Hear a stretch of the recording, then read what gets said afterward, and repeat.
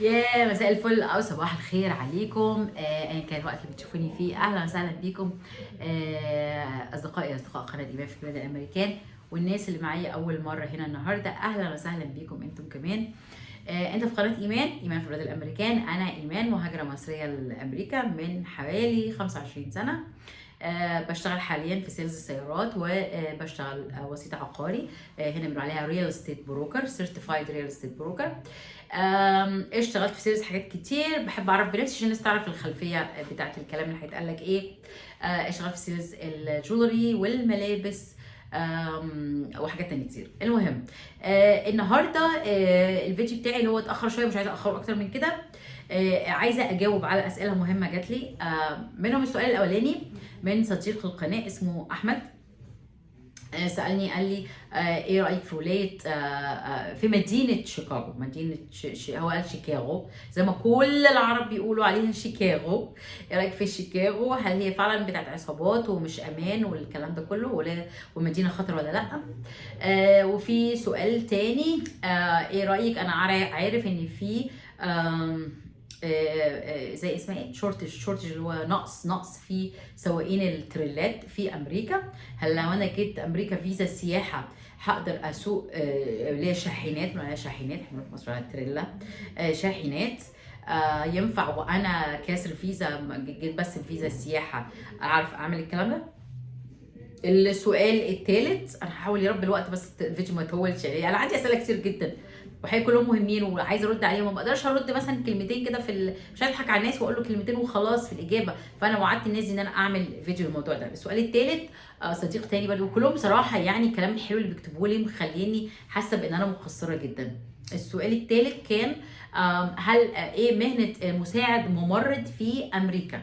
انا لو فزت بالهجره اللوتري هقدر اشتغل ايه اللي هعمله بالظبط، او ينفع ازاي اشتغل مساعد ممرض في امريكا؟ طب الثلاث اسئله دول يا دوب الفيديو، يعني انا مش عايزاه يطول قوي عشان نجاوب عليهم كلهم بالتفصيل، ومن خلال الاجابه دي هنتعرض لشويه معلومات كده تفيدهم وتفيد ناس تانية كمان، لان اللي من الواحد ما ينفعش يكون محدود، وممكن تكون انت بتفكر في حاجه ويتفتح لك افاق لحاجات تانية خالص. انا غيرت من كارير لكارير، ما كنتش عمري اتخيل اني هعمل الكلام ده في يعني ايه داون ذا رود يعني في حياتي. فنبدا بالسؤال بتاع ايه شيكاغو اللي قلت عليها شيكاغو. اولا الاسم بتاع المدينه غلط، ما اسمهاش شيكاغو. سبب التسميه دي انه العرب اللي هي الجاليه القديمه اللي هم اكتر اقدم ناس فينا كانوا بيروحوا امريكا، المهاجرين هم الشوام يعني بيقولوا عليهم الشوام اللي هم سوريا ولبنان، في الغالب اللبنانيين هم اللي اقدم. فاللبنانيين والسوريين فور سام ريزون، لو انتوا عارفين ان ايه احنا المصريين يعني بنقرا كلمه، ليه حاجات كده مكتوبه مثلا كلمه غرام 300 غرام، 300 جرام مثلا بتاع حاجه 300 جرام غرام، يعني الجيم بتنطق غين فور سام ريزون. لحد من اللي بيتابعنا، انا عندي احصائيات بتقول عندي نسبه من الناس لبنانيين وسوريين بتتفرج عليا، وسعوديين ومغاربه وجزائريين، بس الناس ما تعرفش ليه كده دايما ايه بتوع الدول العربيه الثانيه كلها بيبقوا فيري عندهم القابليه شويه، يعني هم كويس قوي بيردوا ويتكلموا ويشكروا لما بيكون حد من عندهم. طب احنا المصريين يعني، طب انتوا بتتفرجوا بترجعوا تتفرجوا تاني، واهلا وسهلا بيكم. وانا هنا يعني انا ما فيش حد بيشتغل في العقارات عربي كتير، تعدوا على الصوابع كده. انا الست الوحيده اللي شفتها بشتغل في العقارات هنا في نيويورك. ساعدت الافات العائلات اللي جات للعلاج والدراسه في السكن، ومنهم ناس موجودين لسه على الواتساب وعلى السوشيال ميديا بتاعتي، وموجودين هنا على القناه. فيعني ادخلوا قولوا هاي هلو اي حاجه يعني، دعموا القناه، اعملوا لايك، قولوا فعلا ان انتوا معظمكم بيجي امريكا هنا، بتيجوا سياحه، بتيجوا زياره، بتيجوا مش عارف ايه. فيعني ايه قولوا لنا ارائكم برده، وقولوا لنا لو عندكم افكار تانية يعني. فالناس دي كلها بتقول شيكاغو بسبب الجيم اللي بتنطق غين، لكن هي اسمها شيكاغو. مفيش حد هنا في امريكا يعرف حاجه عن ان احنا بنقول شيكاغو دي خالص حتى، ولا سمعها قبل كده، ولا يعرف ان المدينه دي اسمها شيكاغو. فيا جماعه اسمها ايه شيكاغو. اوكي، شيكاغو دي في ولايه الينوي. دي في اللي هي الميد ويست، يعني الخريطه بتاعت امريكا كده هتلاقي دايما ميد اللي هي اختصار لميدل اللي هي في النص، يعني ميد ويست يعني ايه شويه ناحيه الويست يعني. بس هي فعلا لو انت لاحظت انها بتكون قريبه قوي من نيويورك، لان هي في الشمال، ولا هي طبعا برد في الشمال، بيبقى فيها تلج في ايام الشتاء، اللي هو زي نيويورك مثلا. بتيجي عواصف ثلجيه مش طول الشتاء يعني ولا طول السنه، وبنقدر نتعامل معاها يعني، مش الموضوع يعني مش بتشتي عيال صغيره يعني. مش هو ده السبب يعني. انا اي حد يقول لي اصل انا مش هروح نيويورك عشان مش بحب البرد وعايز البس تيشيرت وشورت، بلاش استعبط. هو اللي بيروحش نيويورك عشان هي غاليه، فده من الاخر كده يعني. واللي هيروح مثلا تكساس عشان رخيصه، واللي هيروح فلوريدا عشان رخيصه، من الاخر كده يعني. فلكن طبعا ايه، نيجي بقى ايه، سيبنا من رخيصه وغاليه وحر وبرد، نيجي للمصيبه بقى الكبيره دي. انا طبعا ايه، انا طبعا اسال اي عيل صغير هنا في شغل، بقول له يا جماعه انا هعمل فيديو، حد بيسالني على شيكاغو ايه رايكم؟ ها كله قال لي يا معقول. معروفه يعني للقاسي والداني، للاهبل والعبيط، العاقل والغافل، اللي مش عارف ايه، ان شيكاغو دي مدينه المشاكل، مدينه المصايب، مدينه الاجرام. والكلام ده مش بس كده اراء شخصيه وكلام مرسل وخلاص، لا. لما حد يتكلم يعني، انا مثلا احمد وانت بتسال، ما بقولش عليك انت شخصيا، على اي حد. لان حد تاني بيقول لي ايه رايك في سنسناتي، ايه رايك في سياتل، ايه رايك في مش عارف ولايه فيرجينيا، ايه رايك. انا بتسال الاسئله دي كلها يا جماعه، فاحنا مش هنخلص. دي 50 ولايه، كل ولايه فيها 100,000 مدينه، فاحنا نعمل ايه بقى؟ الكلام ده انا ما بحبش الكلام المرسل. حلوه، مش قد كده، وحشه. او يعني مثلا حد نزعني جدا، واحد اسمه محمد شيدو مصري، ساكن في شيكاغو، وعامل كان فيديو بيقول ايه، بيقول شيكاغو يعني برضو جميله الجميلات. جميله الجميلات بمناسبه ايه؟ في عينيك انت جميله الجميلات، بس الكلام ده مش كلام، ما ينفعش اقول كلام مرسل، دي في احصائيات. وانت قاعد دلوقتي، انا ارجو اي حد اخد الحياه بجديه وعايز يتطور، تقفل معايا على طول وتدخل على جوجل وتشوف الكلام اللي انا بقوله لك ده. احصائيات الجرائم، نسبه الجريمه فيها عاليه جدا جدا جدا. 46 او 48% جرائم اللي هي السطو، اللي هو مش السطو، اللي هو الاغتصاب او القتل، دي جرائم عاليه جدا، حاجه 40%.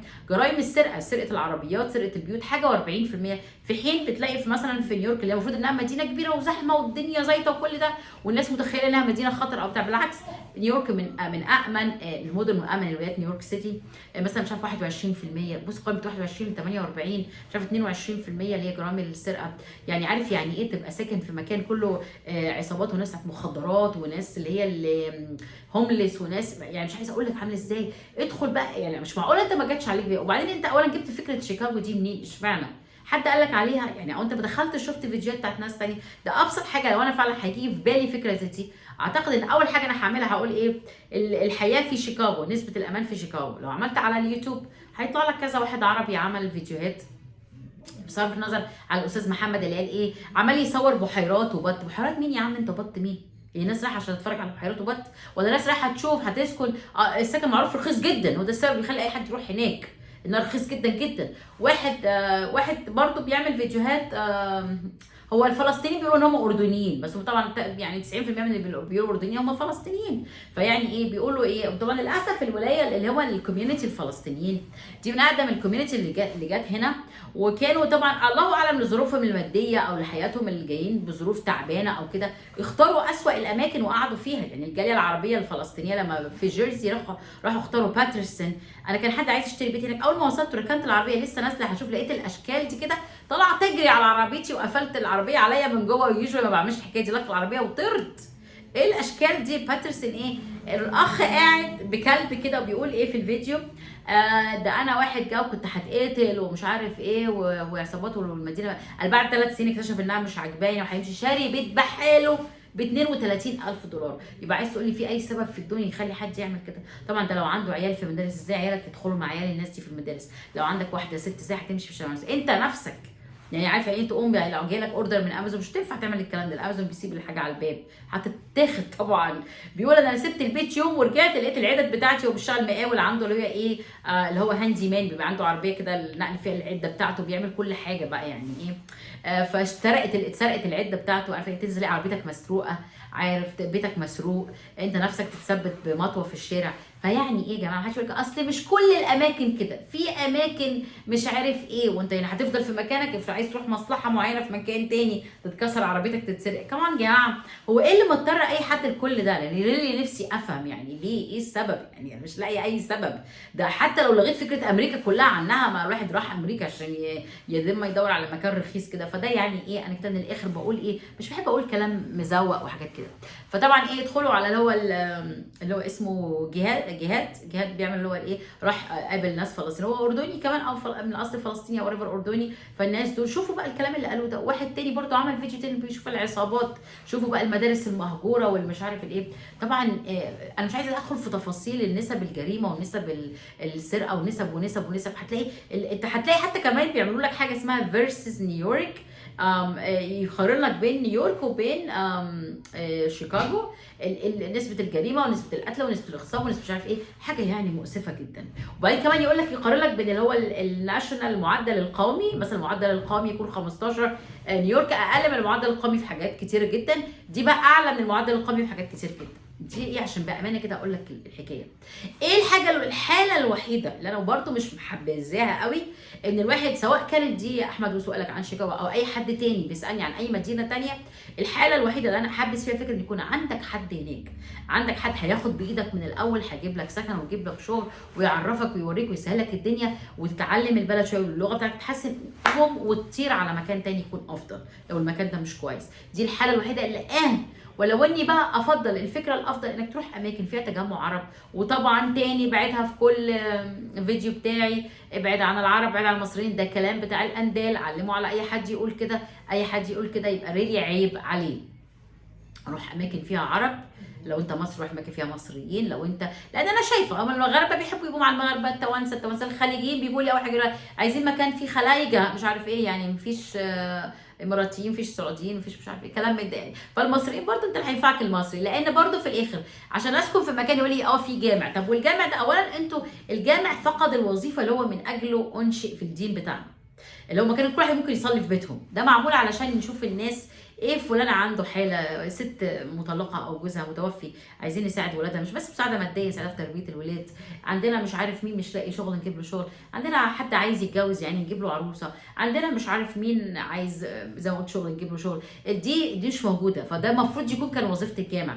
اما الجامعات الاسلاميه اللي ماسكه الجوامع كلها كوربتد وفيها نسبة فساد لا تتخيلوها، وفي قواضي وفي محاكم عشان تكونوا عارفين. انا هقول لكم الكلام ده بصراحة، يعني انا مش شايفه ان الحاجات دي بتقوم بادوارها اطلاقا. اما فكره نجيب العيال الصغيرين ونوديهم مدرسه، والمدرسات اللي هم جايين بيعلموا بطريقه مصر وماسكه العصايه وبتقول مش عارف ايه، واول ما الولاد يكبروا شويه يفهموا مش عايزين يروحوا هناك تاني، وبندفع لهم اشتراكات، احنا دفعنا دم قلبنا عشان نعلم الولاد على العربي والقران والحاجات دي. مش هو ده الدين ومش هو ده وظيفه المسجد خالص، تكونوا عارفين. دي وظيفه كده، دي وظيفه للتربح يعني عشان تكونوا عارفين. فالموضوع ده مش مدار بالشكل اللي هو المفروض يكون. فكون يكون مكان موجود زي ده اتس اوكي، انا بقى ما هصلي في البيت او هروح اصلي في الجامع اللي مش هيعمل وظيفته. غير كده انا مثلا لو انا مصريه واروح محل بقاله فلسطيني وبيبيع مكدوس وبيبيع دبس رمان، بيبيع حاجات انا دي مش المطبخ المصري خالص يعني، وعشان اروح هسوق اميال، ايه الميزه في كده؟ انا مش شايفه اي ميزه. فلكن انا لو انا مصريه انا هحب اروح اكون جنب المصريين، بروح باماكن فيها علب الفول وفيها الكنافه والقطايف بتاعتنا وفيها مش عارف ايه الاكل بتاعنا وحاجات بتاعتنا اللي انا عارفاها، سندوتشات البسطرمه والمش عارف الحاجات بتاعتنا اللي انا عارفاها. فاني واي فانا كمصريه هروح اكون موجوده جنب مصريين، وده اللي انا عملته، وده اللي انا مستمتعه بيه وما زلت بعمله. دي حاجه مهمه جدا عندي. الدكتور بتاع ولادي ما كان مصري، المحامي بتاعي مصري، اللي بيعمل لي الضرايب اللي مش عارف ايه. فهي الفكره كده زي ما الناس كلها بتعمل في كل الدنيا. فانت عندك اي حد مصري عايز يروح اماكن فيها عرب او بصفه عامه عربي، هقول لكم، لان برضو شيكاغو مثلا اللي هي نسبه العرب اللي فيها 90% منهم فلسطينيين عشان تكونوا عارفين. حلو كده؟ اوكي. نرجع تاني بقى، ولايه تانيه بالمناسبه، بمناسبه الكلام ده ما حد بيتكلم عن تفضيل ولايه او مدينه، ايه اماكن تجمع العرب عشان من الاخر كده الناس تانيه تستفيد. ولايه ميشيغان اللي هي برضو العرب بينطقوا غلط بيقولوا ميتشيجن، ما فيهاش تي، مش ميت وميتشيجن، اسمها ميشيغان. ميشيغان فيها ديربورن فيها مدينه تانية ديترويت. طيب ديترويت دول مدن برضو سيئه جدا جدا جدا، من أسوأ معدلات الامان ومن أسوأ معدلات اللي هي معيشه الفرد، زي برضو نفس القصه بتاعت شيكاغو. ادخلوا، انا مش بقول الكلام ده من عندي، ادخلوا على احصائيات وسيبكم من اي حد، اللي كويس لناس ما ينفعش لناس ثانيه يعني عشان تكونوا عارفين. فدي من اسوأ المعدلات ومن اسوأ المدن اللي ممكن يتسكن فيها. والناس يعني معروف ان في اي مكان في الدنيا عدد السكان بيزيد، لان الاماكن دي عدد السكان بيقل، الناس بتمشي بتاخد يعني الراجل اللي هو اللي متعود على مش عارف ايه وعنده كلاب حراسه وعنده بطوله ومن غير عيال ولا ستات، خد بعضه وهيجري يعني فهقول لكم ايه تاني اكتر من كده. anyway فكل الاماكن دي برضو انا مش برشح خالص اي حد. انا عارفه المصريين وعارفه طريقتنا وعارفه عيشتنا، مش برشح خالص اي حد هيروح اماكن زي دي. في المقابل يعني في اكبر تجمعات العرب بقى هتلاقيها، لان العرب احنا المصريين 1/10%، العرب دول كلهم على بعض شاكب راكب 6/10% في امريكا، في بلد تعدادها 320 مليون، احنا 6/10%، يعني احنا 2 مليون وشويه، ده احنا ولا حاجه. وعلى فكره نسبه المسيحيين اللي فينا العرب 65% والمسلمين 35%، عشان تكونوا عارفين. كلنا كده مغاربه على توانسه على جزائريين على مصريين على يمنيين على مش عارف ايه، كلنا على بعض كده يا جماعه 6/10%. نسبه شوف عدد سكان مصر دي احنا 120 مليون، ومثلا واحد بلد زي لبنان 4 مليون، هتلاقي اللي عدد الدول العربيه اللي في امريكا نسبتهم ال 2% اللي اكتر مننا قدنا مرتين، عشان تكونوا عارفين. حلو كده. طبعا الصوره دي محدش بيتكلم بارقام ويحلل ويقول الكلام ده خالص. انا اللي بيعجبني في قناتي واللي حابه ان الناس حابينه وبيشكروني عليه، ودي حاجه بتسعدني جدا، لان ده هدفي الوحيد. انا لا هدفي مشاهدات ولا عناوين فرقعات للفيديوهات بتاعتي ولا حاجه خالص. وانا عارفه النوعيه الشريحه اللي موجوده عندي، انا بحترم وقتهم وبحترم عقلهم، عشان بفكر 1000 مره قبل ما اتكلم الكلام اللي انا بقوله. مش بطلع بس اعمل فيديوهات وخلاص، بطلع يكون عندي حاجه مهمه فعلا عايزه اوصلها لكم. فالتجمعات العرب كلها قلنا في نيويورك وفي نيوجيرسي وفي اللي هي ميشيغان وفي إلينوي اللي هي شيكاغو، وفي شويه في تكساس برضو، وفي في لوس انجلوس اللي هي بنقول عليها اللي هي لوس انجلوس. فهتلاقي دي ايه موجود فيها طبعا تشكيله عرب كبيره، بس ما زلنا احنا ولا حاجه، احنا مش متشافين، واحنا ما عندناش سبورت من الحكومه. يكون عندنا جمعيات قوميه بتعرف تاخد من البلد مخصصات لينا وتعرف تاخد حاجات، ما فيش. لان العربي بالذات المصري اللي جاي هنا جاي يدور على مصلحته وبيشتغل الجردين ومش فاضي يدخل في اي حاجه ولا انشطه ولا يعمل اي حاجه. الفلسطينيين قاعدين الحاجات دي وبيعملوا الكلام ده عشان تكونوا عارفين، وبيجيبوا لنفسهم برضو ايه حاجات من البلد تفيدهم. فادي باختصار كده. اللي عايز يجي نيويورك لو انت مصري او عربي عارف مغربي بيكون عارف حاجتنا وحياتنا وبتاع، فمشتركين شويه مع بعض، او لو انت سوري او انت لبناني او انت وريفر اي خليجي، فبتدور برضو على العرب. يعني دايما العرب مشهورين، المصريين بيعملوا هي المقاهي، هي القهاوي، دايما ده البيزنس بتاعهم. هتلاقي في نيويورك في كوينز في منطقه استوريا مجموعه عربي لا باس بها كبيره، وفي بروكلين في منطقه اسمها بي ريدج هتلاقي تجمع للعرب خصوصا المصريين في المكانين دول. ولو رحت ولايه جيرسي اللي هي نيو جيرسي بنقول عليها جيرسي، هتلاقي في جيرسي سيتي تجمع كبير للمصريين خصوصا المصريين المسيحيين، لان اليوم كنايس هناك. عارفين المسيحيين الاقباط بتوع مصر الارثوذكس ما بيروحوش الكاثوليك، قليلين منهم بيروحوا الكنيسه الكاثوليكيه. فهتلاقي دول موجودين في الولايتين دول. برضو زي ما قلت في تكساس هتلاقي في هيوستن في شويه برضو عرب. هتلاقي زي ما قلنا شيكاغو وال اي وميشيغان ديترويت والمدينه الثانيه ديربورن. ادي باختصار تجمع العرب. فانت روح الاماكن اللي فيها تجمع عرب، تقدر تروح المسجد هتلاقي اللوحه اللي فيها مثلا سكن للايجار مع عرب او مصريين او مسلمين او ريفر زي ما انت عايز. تقدر تروح المساجد، تقدر تروح الكنايس، تقدر تاخد شويه معلومات، تقدر تمشي من هتلاقي على الاقل حد بيرد عليك السلام، يعني حد بيتكلم عربي هتروح لحد ما العربي بتاعك يتحسن. هتلاقي مطاعم ومحلات، وهتلاقي ممكن فرص عمل اللي ما كانش عندهم يقول لك طب نعرف فلان مثلا جاز ستيشن عايز يعين حد، نعرف مش عارف ايه نعرف ايه، هتلاقي حد ياخد ويدي معاك، غير ما تلاقي نفسك بطوله كده في مكان زي ما تكون بتدن في مالطا زي ما بيقولوا كده المثل ده. ادي ايه الاجابه. ارجو ان انا اكون وضحت صوره ايه بشكل اكبر. السؤال الثاني بتاع موضوع اللي هو الشاحنات. للاسف سواقه الشاحنات اللي هي كوميرشال درايفر لايسنس CDL دي ما بتطلعش غير للناس اللي هي معاها على الاقل اقامه جرين كارد فيما فوق وسيتيزن. اما لو انت جاي رخصه، انت جاي برخصه اللي جاي سياحه، لو عرفت تترجم الرخصه الدوليه بتاعتك، كل ولايه قانونها بيختلف. لو عرفت تعمل رخصه عاديه بس هتعمل رخصه عاديه بتاعت سواقه من قبل ما يبقى معاك جرين كارد او سيتيزن شيب، تقدر تعمل الرخصه العاديه. لكن انا تاكدت من المعلومه دي ان سواقه الشاحنات دي اكيد محتاجه اقامه عشان تكونوا عارفين.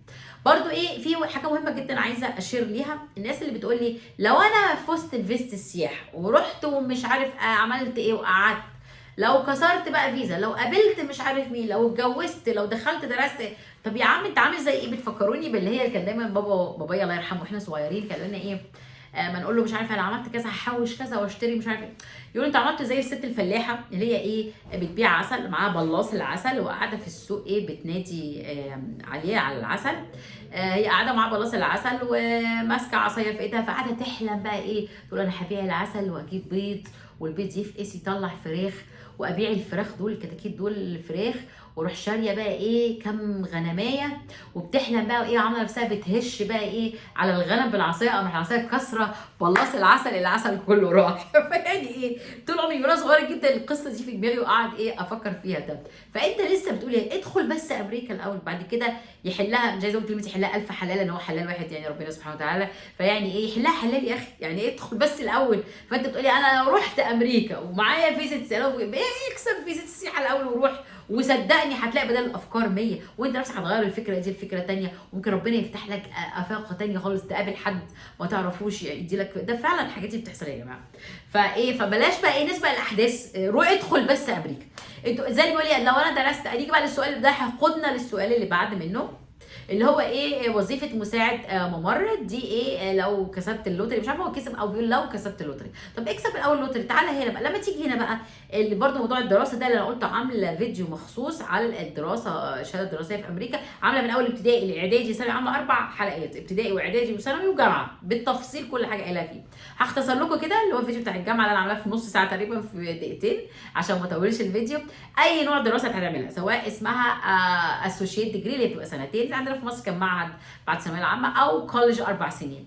اي دراسه انت بتحتاج طالما انت هتبدا مش من سكراتش مش من الاول خالص، هتجيب معاك الشهاده بتاعتك بتاعت مصر فانت هتعادلها هنا لو انت مخلص شهاده هناك. معادلتها عباره عن ايه؟ في معاهد معينه للايفالويشن. ايفالويشن هي بتقيم ساعات الدراسه اللي انت درستها وتحولها لكريدت اورز. سواء انت درست تجاره مثلا تجاره اسيوط غير تجاره طنطا غير تجاره اسكندريه، المواد اللي انت درستها درست قد ايه، كام ساعه احصاء، كام ساعه اقتصاد، كام ساعه اداره اعمال، كام ساعه محاسبه، ليها حسبتها.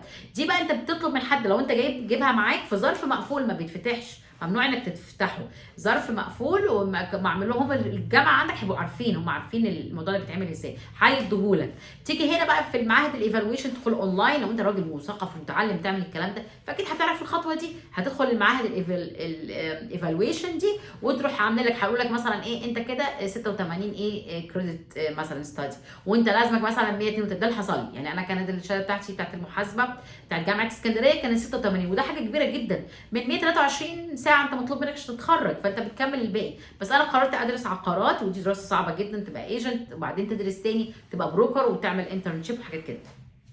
فايه فانت هتعمل ايه هتشوف بقى ايه برضه توقف على الكليه اللي انت داخلها. ممكن الكليه دي تاخد منك لا مش هناخد الاحصاء دول ناخد دول ودول ودول نديك فيهم 5 كريدت ودول نديك فيهم 6 كريدت. ممكن جامعه ثانيه تقول لا احنا دي عايزينها دي عايزينها دي عايزينها دي لا دي 3 دي 2 دي 6. فكله هيتوقف بقى على السيناريو اللي هيحصل. فانت هتيجي هنا وبعدين المدينه اللي انت فيها والولايه اللي انت فيها كل مدينه وكل ولايه وكل جامعه مختلفه تماما عن الثانيه. وفي جامعات بتدي لك سكولرشيب وفي جامعات بتدي لك لون وفي جامعات بقى افضل لك انك ما تجيبش معاك الحاجات دي لانك مش هتبقى كواليفايد للمؤهل انك تاخد لون ستودنت لون اللي هو القرض بتاع الدراسه. وهيبقى احسن لك تدرس بقى من سكراتش تقول انا بس معايا ثانويه عامه. برضه شهاده الثانويه العامه هتجي لك من هناك مترجمه هيقبلوها هنا تبدا بقى من البدايه خالص من الصفر تكون احسن لك ما انك يعتبروا لك الساعات الدراسه بتاعتك.